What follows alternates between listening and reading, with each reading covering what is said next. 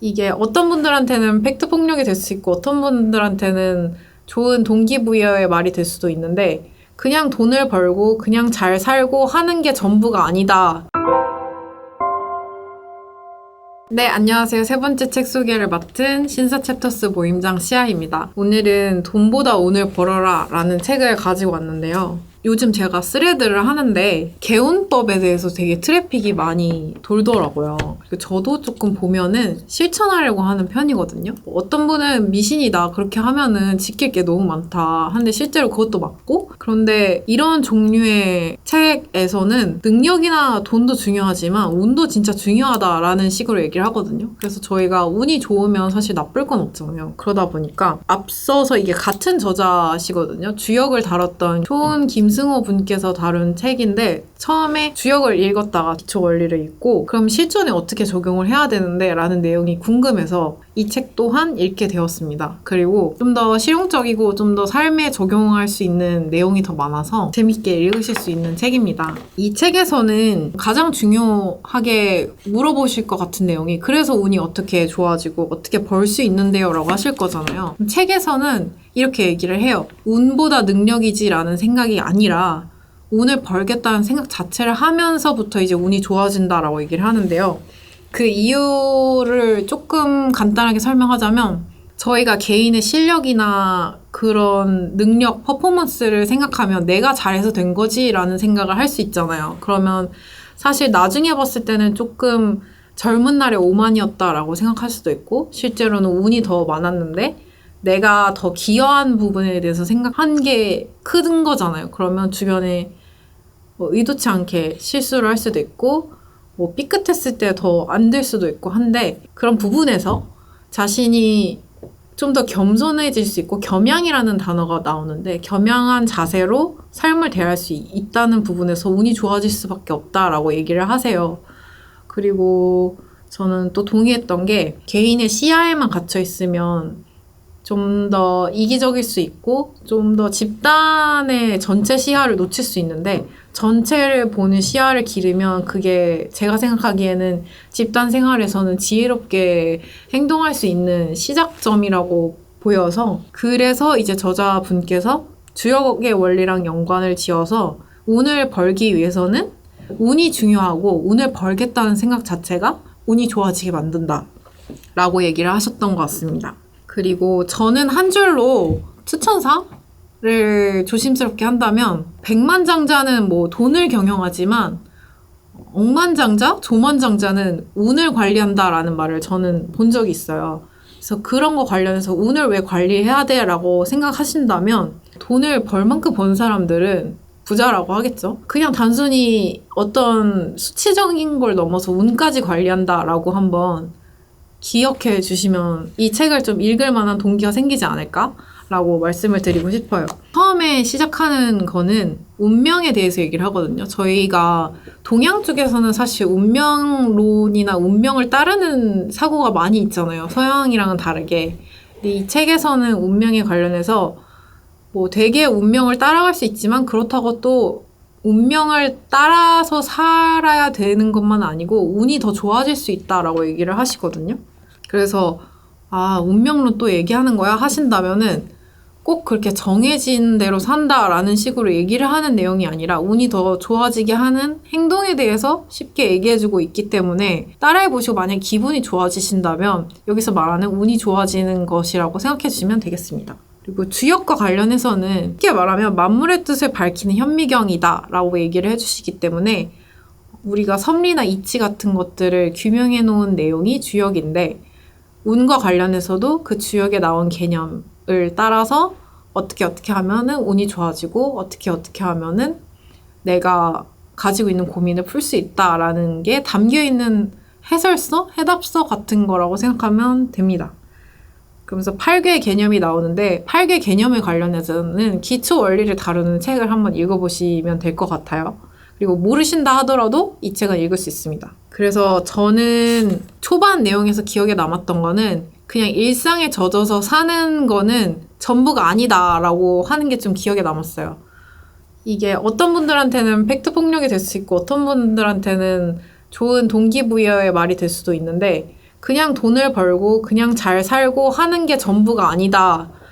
그냥 안온한 삶이 전부가 아니다라는 측면에서 좀 공감이 많이 갔던 것 같아요. 많은 직장인분들께서 느끼실 수도 있고 프리랜서나 그런 분들도 그러실 수 있는데 돈을 어느 정도 벌고 나면은 그 다음의 의미는 내가 어디서 찾아야 되지라는 생각을 할 수 있거든요.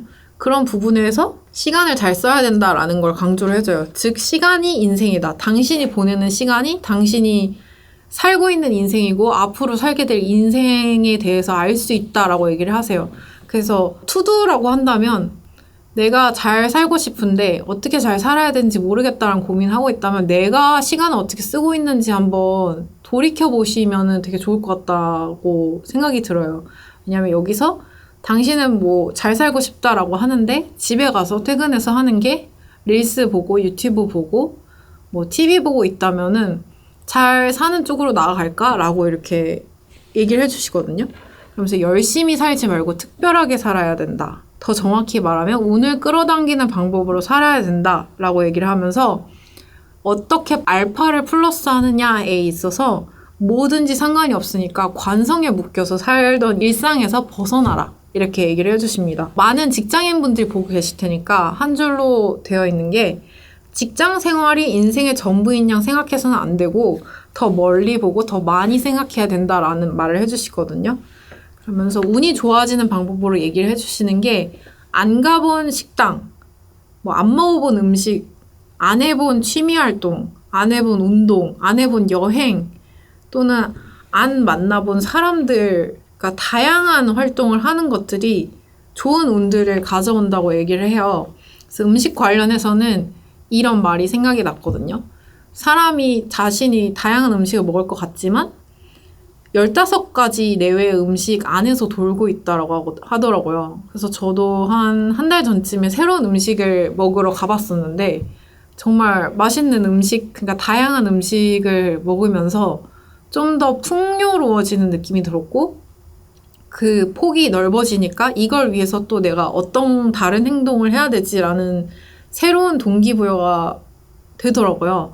그래서 맨날 같은 루트로 다니고 있다면 다른 길로도 한번 가보시고 맨날 같은 장소에 가고 있다면 좀 새로운 장소, 그게 카페든 도서관이든 아니면 사람이든 모임이든 겪어보시면서 새로운 기운, 좋은 기운을 받아보시면 좋을 것 같다라는 생각이 듭니다. 그리고 여기서는 이렇게 그 8개의 조합을 통해서 뭐 욕심이 지나치다라든지 자금이 지나치다라든지 어떤 사람의 행동의 뜻을 읽을 수 있는 괴의 조합을 보여주세요. 그래서 제가 말하고 싶은 건 이 괴의 심취에서 뭐 저희가 이렇게 점을 보듯이 이 개가 나왔으니까 안 좋다 좋다라는 거에 집착을 한다기보다는 나와 남의 행동을 통해서 이 사람이 풍요롭게 잘 살고 있나? 그러니까 즉 잘 살고 있나? 혹은 인생의 뜻을 세우는 쪽으로 가고 있나라는 거를 판단하시기에는 좋은 개념이 될 수 있다라고 생각을 하고 있습니다. 그래서 운이 좋아지는 것도 얘기를 드리면은 운에 대해서 생각을 하고 겸양된 마음, 경건한 마음으로 살아가는 것 자체가 운이 좋아지게 만든다라고 하고요. 그리고 공익을 위한 활동을 하는 것도 운이 좋아지는 활동이라고 해요. 예를 들면 지하철에 타셨을 때 두 커플이 이게 떨어진 자리 때문에 이게 서서 약간 망설이고 있어요. 왜냐면 그 두 사람이 같이 앉고 싶은데 떨어져서 앉는 게 사실은 각자 앉을 수는 있지만 두 사람 다 원하거나 좋은 에너지, 좋은 상황은 아니잖아요.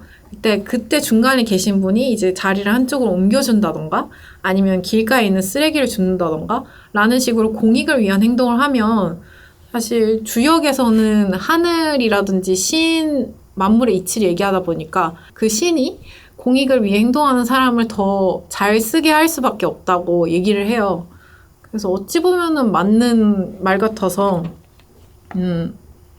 저도 평소에 좀 주변에 친절하게 대하려고 하는데 쓰레기 줍기나 이제 공익적인 행동을 더 자주 해야겠다라는 생각을 했습니다. 그리고 부지런해야 된다라고 얘기를 하는데 제 기억이 맞다면 책에서 해가 뜨는 시간, 즉 오전 6시쯤이나 이렇게 만물을 소생하는 에너지가 있는 시간대에 활동을 하고 기운을 받는 것이 좋다라고 나와 있었던 것 같아요. 더불어서 집에 너무 오래 있지 말라라고 얘기를 하는데 모든 운이 밖에서 온다라고 얘기를 하시거든요. 예를 들면 남편을 기다리는 아내가 있다고 하면 그 남편이 운을 가져오는 것 같지만 집은 사실 운이 쌓여있는 공간이라기보다는 운을 쓰는 공간이라서 밖에서 활동을 많이 해라 이런 포인트가 있었습니다. 그래서 집에 퇴근하고 진짜 막 야근 길게 하시고 하신 게 아니라면은 주로 바깥에서 활동을 하시고 새로운 에너지를 만나고 새로운 케미스트리를 일으켜보는 생각을 해보시는 게 좋을 것 같습니다. 또 말씀드리고 싶은 게 혀가 꼬였어요. 그 연락을 자주 하는 게 좋다고 해요. 그러니까 전화비를 아까워하지 말라는 말이 있거든요. 내가 연락한 지 오래됐거나 아니면 나는 사실 필요에 따르면 이 사람만 연락하면 되는데 그렇게만 한정 짓지 말고 오랜만에 연락하는 사람한테 연락도 해보고 밥도 먹고 이런 식으로 되게 발이 넓게 지내는 것이 운을 불러오는 행동이라고 책에서 말하고 있어요. 그래서 저는 발이 넓은 편인데 이런 행보를 좀 계속 가져가야겠다. 왜냐면 최근에는 필요에 의해서 좀 필요라는 말이 좀 애매할 수 있는데요. 내가 좀 정리된 루틴 안에서만 연락할 사람을 가져갈까라고 생각을 많이 했었는데 이렇게 사람을 많이 만나는 걸 강조하시면서 전화비를 아까워하지 마라라고 얘기를 하셔서 그런 부분도 운을 가져올 수 있는 거다라고 얘기를 하시니까 다양한 사고나 생각을 내 인생에 가져오고 또 넓혀보고 하는 계기로 삼으면은 운을 가져올 수 있다라고 이해하시면 되겠습니다. 그래서 이 정도까지만 얘기를 드려도 이 책이 충분히 뭘 전달하고 있는지 아실 거라는 생각이 들고 주역과 연관해서 운이 좋아지는 법을 이치에 맞게 전달했다는 점에서 그리고 실전적으로 그래서 내가 뭘 해야 되는데 운이 좋아지기 위해서 운을 벌기 위해서 라는 의문을 풀기 위해서 읽어보시면 재밌겠다라는 생각이 듭니다. 그래서 한번 해보시고 좀 운이 좋아진 것 같다라는 느낌이 있으시면 댓글이나 좋아요 눌러주시면 좋겠고요. 그러면 저는 또 다음 책 속에서 유익하거나 재밌는 책으로 찾아뵙겠습니다. 재밌었으면 좋아요와 구독 부탁드리겠습니다. 안녕히 계세요.